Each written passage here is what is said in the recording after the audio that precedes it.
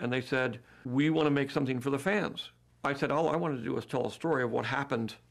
You know, it started here and it went there, and it's all about generations, and it's about family problems, and it's not about spaceships. They decided they didn't want to use those stories. They decided they were going to go do their own thing, and so I decided, fine, I will go my way, and I'll let them go their way. If I get in there, I'm just going to cause trouble, because they're not going to do what I want them to do, so...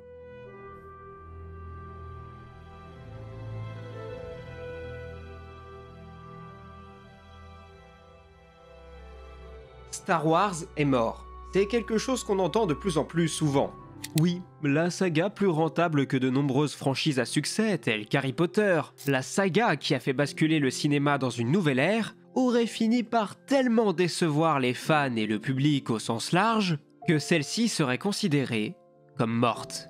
Alors, est-ce vraiment le cas? Est-ce que Star Wars est vraiment mort? Mais pourtant, et selon moi, je vais vous expliquer pourquoi Star Wars est très loin d'être mort. Qu'est-ce qu'il se cache derrière cette affirmation qu'on pourrait entendre au premier abord, puisqu'au contraire, concernant Star Wars, tout n'a jamais été vraiment merveilleux, puisque cette saga que nous chérissons tous depuis plus de 40 ans pour certains, n'a jamais vraiment été parfaite. En effet, alors que le premier opus sort en mai 1977, et qu'à la grande surprise de son réalisateur, son œuvre se retrouve en tête du box-office en plus d'exploser tous les records de l'époque, la machine de guerre commerciale qu'est Star Wars est sur le point d'exploser. Et bien qu'on puisse admettre en effet qu'aujourd'hui la période est plutôt compliquée niveau Star Wars, il ne faut pas oublier que dès 1978, la saga en avait pris un sacré coup. Et oui, vous avez forcément déjà entendu parler du Star Wars Holiday Special. Cette émission extraordinaire diffusée mondialement qui a fait tellement honte à George Lucas qu'il a tenté par tous les moyens à sa disposition d'en faire disparaître toutes les copies, ce qui, avec l'apparition soudaine d'Internet, s'est avéré une cause sans réussite possible. Puis 2 autres films sont sortis, des films qui ont également fait débat à l'époque. Oui, je sais, ça peut paraître difficile à croire, mais même l'Empire contre-attaque a fait débat. C'est vrai qu'en 2023, on est forcément très focus sur ce qui sort actuellement, mais à l'époque déjà, les choix de Lucas étaient souvent remis en question par une certaine partie de la communauté.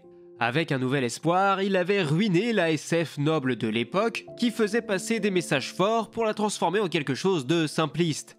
L'épisode 5 était quant à lui beaucoup trop sombre et n'était déjà pour certains plus du Star Wars, et pour le retour du Jedi de son côté, les Ewoks, n'en parlons pas. Bref, vous voyez, trop sombre, trop léger, on finit toujours par décevoir une partie de la communauté. Et avec l'arrivée d'Internet et des réseaux sociaux, la prélogie, c'était un sacré festival. Une fête qui a quand même ruiné la vie d'un certain nombre de personnes telles que Jake Lloyd, le pauvre premier interprète d'Anakin, mais également celle d'Aiden ou bien encore d'Ahmed Best, le comédien derrière Jar Jar Binks. Néanmoins, la revanche des Sith arrivera à proposer suffisamment de spectacles, que ce soit visuel ou auditif, pour mettre à peu près tout le monde d'accord sur l'aspect grandiose de cette épique conclusion à la saga Star Wars. Bref, vous le voyez, tout n'est pas toujours tout rose, quelle que soit l'époque, et chaque production a eu son lot de détracteurs et d'admirateurs. Tandis que dans le même temps, Lucas s'est toujours évertué à faire vivre son univers à travers d'autres projets. Que ce soit en le confiant à d'autres auteurs, notamment de comics dans les années 80, où on peut quand même retenir certains noms célèbres tels que celui d'Alan Moore, scénariste entre autres de V pour Vendetta, Watchmen ou bien encore The Killing Joke. Du côté des romans, plus le temps avancera et plus les équipes de rédacteurs de chez Del Rey s'organiseront pour proposer des histoires toujours plus passionnantes et cohérentes les unes avec les autres, comme le Nouvel Ordre Jedi ou bien l'Héritage de la Force. Et pourtant, c'était plutôt mal parti, car avant l'arrivée de Timothy Zahn au début des années 90, c'était pas spécialement un florilège de classiques du côté des romans.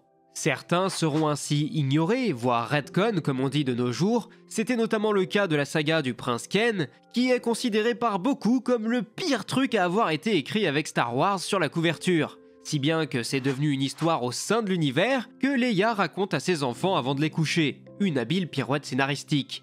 Et puis on pourrait aussi parler des téléfilms Ewok pour lesquels Lucas était suffisamment impliqué pour insister que ce soit Dorothée et personne d'autre qui soit la voix de la narratrice dans la version française du film. Bon, par contre, au-delà de ça, la supervision de Lucas sur le doublage, elle a pas dû aller très loin parce que celle-ci, ça fait très longtemps que j'ai envie de vous la partager et j'ai enfin l'occasion, donc c'est pour vous. Ouais, t'es peut-être grand, t'es peut-être costaud, mais sûrement pas un James Bond. Pour la France! En avant! Bref, en résumé, toutes les productions de Lucas, quelles qu'elles soient, ont toujours été remises en question au moment de leur sortie. Et concernant les œuvres annexes, elles ont elles aussi mis du temps avant de devenir de plus en plus qualitatives. Puis en 2012, George Lucas estime qu'il n'est plus en mesure de contrôler et de produire Star Wars à lui tout seul, car il a besoin d'aide pour que son œuvre puisse lui survivre. Et plus encore, il a besoin, et il espère bien, que ses salariés actuels puissent poursuivre leur travail, tout en lui permettant de son côté, au passage, de faire quelque chose qu'il n'a encore jamais pris le temps de faire, à savoir profiter de sa famille, de ses enfants, et mettre en place la création de son musée. Un incroyable projet à $1 milliard qu'il paierait de sa poche, qui devrait prochainement ouvrir ses portes d'ici 2025. Et les fans pourront ainsi être en mesure d'observer ou de découvrir la collection personnelle du réalisateur. Cela va donc de simples souvenirs de tournage, que ce soit sur Star Wars ou Indiana Jones, mais jusqu'à des peintures ou des sculptures de la Renaissance. Bref, un éventail assez large de tout ce que l'art est à même d'offrir. Par conséquent, un deal à $4 milliards est conclu avec Bob Iger, le PDG de la Walt Disney Company. Et très tôt, pour ne pas dire aussitôt, il est annoncé la mise en chantier des épisodes 7, 8 et 9 de la saga, car il faut rapidement rentabiliser cet achat. Et c'est peut-être déjà la première erreur qui a été commise. Comme on l'a vu en introduction, si Lucas avait déjà des idées en tête pour une éventuelle postlogie, ces idées n'ont pas été conservées parce que Disney avait une toute autre idée en tête. Sans compter qu'au cours de cette décennie, si l'on prend le temps d'observer tout un tas de résultats au box-office, ce qu'on peut constater, c'est que les productions qui rapportent le plus sont la majorité du temps celles qui sont des suites, des crossovers ou bien encore des remakes. Il n'y a qu'à voir la liste des productions Disney en elle-même pour se rendre compte que les projets originaux marchent bien, mais qu'ils sont très loin d'égaler les scores pharaoniques des suites ou des remakes. À partir de là, pourquoi s'embêter à créer une toute nouvelle ère à Star Wars quand on sait déjà qu'on fera péter le box-office sans trop se prendre la tête? Et ça, oui, le pognon va couler à flot. $2 milliards au box-office mondial pour le réveil de la Force. Un film qui reprend la structure narrative globale d'un nouvel espoir, en faisant en sorte d'évoquer le moins possible la prélogie, qui était alors dans l'inconscient collectif des décideurs, considérée comme quelque chose d'absolument affreux et de raté, et pire encore, qui n'avait pas du tout plu aux fans. Et par conséquent, il ne fallait rien en faire, ne surtout pas en parler. Mais comme nous le savons maintenant, l'avenir finira par leur donner tort. Le premier problème qui s'est posé selon moi, c'est que les gens qui ont travaillé sur ce film étaient essentiellement fans d'un Star Wars en particulier. À savoir la trilogie d'origine et absolument pas la prélogie. Par conséquent, cela créait d'emblée une scission entre les fans des deux trilogies, et forcément, les fans de la prélogie se sentent un peu oubliés. Heureusement, dès l'année suivante, Rogue One a débarqué sur nos écrans, un projet innovant, un spin-off, qui ne présentera que des personnages inconnus ou presque au public. Et ce sera son seul véritable défaut, le fait de ne pas assez s'attarder sur l'histoire de chacun. Mais pour le reste, le film tient toutes ses promesses et avec son final épique, c'est bien la seule fois où j'ai pu voir un public d'une salle entière bouche bée avant d'applaudir devant le grand écran. Quelque chose qui ne se reproduira plus jamais. Ensuite, c'est au tour de Rian Johnson de se prêter à l'exercice. Johnson est un véritable auteur dans le sens lucassien du terme où il va raconter son histoire en n'en ayant absolument rien à faire de ce que veulent les fans. Et ça pourrait être un bon point.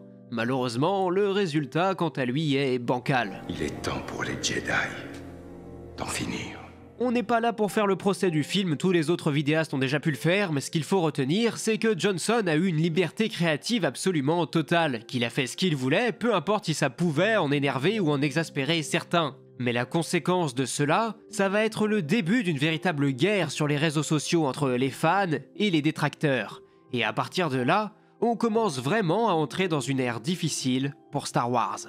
Suite à ces problèmes de critique mais pas pour autant commerciaux, Lucasfilm va contrôler de plus en plus ses prochains projets. Le film Solo, qui avait été confié à deux des plus grands créatifs actuels d'Hollywood, à savoir Chris Lord et Phil Miller, qui bossent aujourd'hui sur Spider-Verse, est remis entre les mains de Ron Howard, un réalisateur ami de Lucas, qui se distingue par des films plutôt bons mais qui ne font que rarement des coups d'éclat, et nous livre un résultat au final plutôt ok mais qui ne restera pas dans les mémoires. Ensuite vient le tour des séries, avec la mise en place de la plateforme de streaming Disney+, avec sa série phare The Mandalorian. Un projet mené à bien par Jon Favreau, encore un réalisateur qui livre des films plutôt ok sans jamais faire de très gros coups d'éclat, et qui, plus le temps passe, se met à nous proposer des choses de moins en moins intéressantes puisqu'il a l'air, d'après moi, de plus s'amuser à se livrer à des expériences techniques qui font surtout évoluer la manière de faire du cinéma, notamment avec la création du Volume, une bénédiction pour les productions Disney qui va aussi devenir une malédiction, car autant ça peut être génial quand la technologie est maîtrisée, par exemple dans The Batman ou House of the Dragon, mais dans le cas inverse, c'est beaucoup plus problématique. Mais nous sommes maintenant fin 2019 et c'est au tour de Star Wars 9 de sortir. Pendant un temps confié à Colin Trevorrow, le gars derrière Jurassic World 1 et 3, celui-ci est remercié et J.J. Abrams revient en catastrophe pour tenter du mieux qu'il le peut de conclure la trilogie mais également la saga. Et la tâche s'avère pour ainsi dire impossible. Le film souffre donc d'une certaine lourdeur car il doit nous raconter beaucoup trop de choses en simplement 2h30 et il n'a donc pas d'autre choix que d'utiliser de grosses ficelles pour faire avancer plus facilement ses protagonistes. Bref, à titre personnel, je trouve appréciable les dernières minutes du film qui ne me font pas sauter au plafond non plus, mais disons que je trouve la fin convenable. On est bien loin de la fin du Retour du Jedi en termes d'investissement émotionnel, bien sûr, mais vu le bazar que ça a été pour en arriver là, disons que pourquoi pas. Mais certains diraient que je suis déjà bien trop gentil en disant ça. Mais maintenant que cette première étape est passée et que le Covid s'apprête à toquer à nos portes, Disney va se lancer sur sa plateforme de VOD. The Mandalorian se poursuit avec une saison 2 qui s'ouvre au fanservice avec les apparitions de Luke Skywalker mais également de Boba Fett, qui aura même droit à sa propre série, ce qui nous donnera là encore un résultat encourageant par moments et complètement pathétique pour d'autres. Mais le summum de la paresse et du fanservice s'apprête à sortir avec la série Obi-Wan Kenobi. Longtemps réclamée, notamment grâce à son acteur adulé par la majorité des fans, une série sur le vieux maître Jedi voit le jour, et mieux encore, puisqu'Hayden Christensen, l'acteur dont la carrière a été brisée suite à son rôle d'Anakin Skywalker, est bien présent au casting. Et lorsque la série débarque sur nos écrans, pour être gentil, je pourrais dire que si la série était un livre audio, ça serait une superbe expérience. Cependant, si on a le malheur d'ouvrir les yeux, l'expérience n'est plus la même. Entre une caméra épaule qui ne parvient jamais à sonner juste et qui par conséquent ne permet que trop rarement d'obtenir des plans grandioses, des décors vides ou trop restreints à cause de l'utilisation abusive du volume, qui limite absolument tout, que ce soit les mouvements des acteurs ou le nombre de figurants, cette série n'est pas du tout au niveau. Elle peut tout à fait être un plaisir coupable et moi-même j'ai lâché quelques larmichettes dans les moments vraiment émouvants qu'elle arrivait à atteindre, mais malheureusement c'était beaucoup trop rare. Faute de moyens, d'envie ou de créativité, c'est difficile à dire, mais en tout cas cette série n'était absolument pas au niveau. Et là, ça commence à faire beaucoup de projets qui déçoivent. Puis en 2022, la série Andor débarque dans l'indifférence la plus totale, et pourtant, à la grande surprise de tout le monde, la série est adulée. Et chose plus étonnante encore, elle est particulièrement remarquée par un public qui ne se revendique pas comme étant les plus grands fans de la saga. Andor est une série mature, réfléchie, avec beaucoup plus de moyens mis en œuvre, ou tout du moins des moyens qui sont mieux utilisés pour être mis en valeur à l'écran. Bref, c'est une série qui fait du bien et qui redonne de l'espoir dans une période plutôt sombre. Début 2023, c'est la saison 3 de The Mandalorian qui débarque, et autant dire qu'elle ne laissera pas une marque éclatante dans l'esprit des fans. Le problème étant que le calendrier de son comédien principal, Pedro Pascal, est de plus en plus chargé, et que celui-ci n'est même plus présent sur le plateau de tournage, le travail de celui-ci se limitant désormais exclusivement au doublage de son personnage. Ce qui empêche donc tout développement ou enrichissement narratif de celui-ci. On finit même par se demander à quoi bon nous avoir fait tant pleurer vis-à-vis du départ de Grogu, si c'est pour réunir les deux personnages de nouveau, et en plus de ça, ne rien en faire. La question reste entière. Puis il y a quelques mois de cela, c'est au tour de la série Ahsoka. L'idole d'une bonne partie des fans, Dave Filoni, que beaucoup voient à tort ou à raison comme l'héritier de Lucas, mais également d'un certain point de vue de Johnson, avec qui il a beaucoup échangé lors de la réalisation de Star Wars 8, a l'opportunité de nous présenter un Star Wars à sa manière. Ce qu'on en retient donc, c'est qu'il y a de la recherche, un développement narratif plus consistant et intéressant sur certains personnages, mais malheureusement le soufflet retombe assez vite, dans la logique de marvelisation des productions qui a été instaurée, puisque la série souffre d'un problème symptomatique du travail de cet auteur, à savoir qu'il sait pointer du doigt des réflexions super pertinentes, mais qu'il n'est que trop rarement en mesure de les approfondir suffisamment. Et par là même, Ahsoka ne peut pas avoir de vraie conclusion, étant donné que celle-ci aura lieu dans le film de Filoni prévu pour dans quelques années. Et le méchant, n'en parlons pas, j'ai déjà fait une grosse vidéo à ce sujet. Comme vous l'aurez compris, le travail rendu par Disney à cet instant T est plus que mitigé. La différence étant qu'avec la période précédente, ce sont les œuvres qui sont mises particulièrement en avant qui déçoivent le public. Cependant, vous auriez pu noter qu'il y a tout un pan de l'univers que je n'ai pas encore abordé. Et assez curieusement, c'est ce que Disney réussit le plus.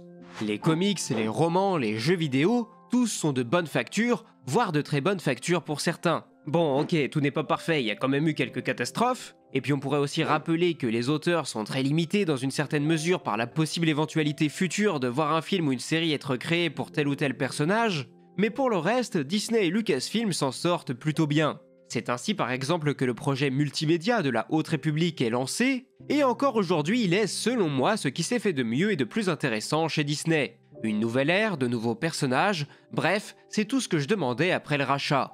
On pourrait aussi parler de Battlefront 2 qui malgré son mauvais démarrage est devenu un super jeu au fil du temps, et c'est même assez incompréhensible de voir que son développement a été stoppé au moment même où les créatifs allaient pouvoir disposer de tout un tas de nouveaux contenus sur lesquels travailler pour les ajouter au jeu. Et puis du côté de la série Jedi, que dire si ce n'est qu'elle est un véritable vent de fraîcheur pour les fans de jeux vidéo. Bref, maintenant, je pense que la solution pour Disney et Lucasfilm, c'est tout simplement de faire un gros bilan et d'être particulièrement honnête sur ces 10 dernières années et de tirer le bon et le mauvais et de comprendre qu'est-ce qui a marché et pourquoi pour ne pas faire les mêmes erreurs. Une fois cela fait, je pense qu'ils auront toutes les cartes en main pour s'améliorer. Tout comme les auteurs et les équipes de rédaction de chez Del Rey à l'époque, qui ont mis du temps avant de trouver leur rythme de croisière, mais qui désormais ont pu nous proposer des sagas de grande qualité. Donc non, Star Wars n'est pas mort, il y a toujours eu des Star Wars différents. Des travaux prévus de A à Z par George Lucas, d'autres où il était un peu moins impliqué, et d'autres où il n'était pas du tout impliqué. Mais dire que tout était parfait avant et dire qu'aujourd'hui tout est mauvais, c'est juste factuellement un mensonge. Alors oui, par contre, bien sûr, au fil des ans, de nombreuses œuvres sont revues à la hausse. La prélogie est le meilleur exemple. Et maintenant, il ne nous reste plus qu'à attendre pour savoir ce que l'avenir nous dira de ces 10 premières années de Star Wars chez Disney. À l'heure actuelle, beaucoup voient en Dave Filoni l'héritier de George Lucas, étant donné qu'il est celui qui a le plus travaillé à ses côtés d'un point de vue conception d'histoire. Mais je vous recommanderais quand même de ne pas voir en cette personne le retour du saint George Lucas, car si le padawan Filoni a bien appris les leçons de son maître, et je pense que c'est le cas, il devrait alors appliquer ses principes et écrire son histoire, son Star Wars, sans se soucier d'un quelconque cahier des charges. Car au final, et je conclurai là-dessus, je validerai la thèse qui dit qu'il n'y a jamais eu de vrai Star Wars, si on exclut bien sûr Un Nouvel Espoir, mais que dès l'année suivante, en 1978, il a commencé à y avoir des Star Wars, certains recevant plus d'éloges que d'autres bien sûr, mais chacun étant en mesure ou non d'atteindre le public d'une façon ou d'une autre. Depuis plus de 40 ans maintenant, il y a eu tellement d'auteurs, de scénaristes, de dessinateurs qui se sont relayés pour produire toujours plus de nouvelles histoires, qui viennent encore aujourd'hui enrichir cet univers qui est si important pour nous qu'il n'est que difficilement concevable de valider le fait que Star Wars puisse être mort. Donc non, encore une fois, Star Wars n'est pas mort, il existe toujours quelque part. Peut-être que vous ne vous retrouvez pas dans les productions récentes, mais rien ne pourra jamais vous empêcher de voir ou de revoir encore une fois les œuvres qui vous ont tant plu par le passé, et qui ont encore une place immense dans nos cœurs de fans. Il ne me reste plus qu'à vous partager une seule expression pour conclure cette vidéo. Vive Star Wars! Merci d'avoir regardé cette vidéo jusqu'à la fin, j'espère qu'elle vous aura plu. Je vous invite chaudement à passer dans la partie commentaires pour me dire ce que vous avez pensé de tout ça. Je suis vraiment curieux d'en savoir plus sur l'avis de la communauté. Si vous appréciez mon travail, je vous invite à vous abonner si ce n'est pas déjà fait, ou à me soutenir sur Tipeee, c'est toujours sympa. Enfin, moi il ne me reste plus qu'à vous dire à la prochaine pour de nouvelles vidéos, c'était Absolute, ciao!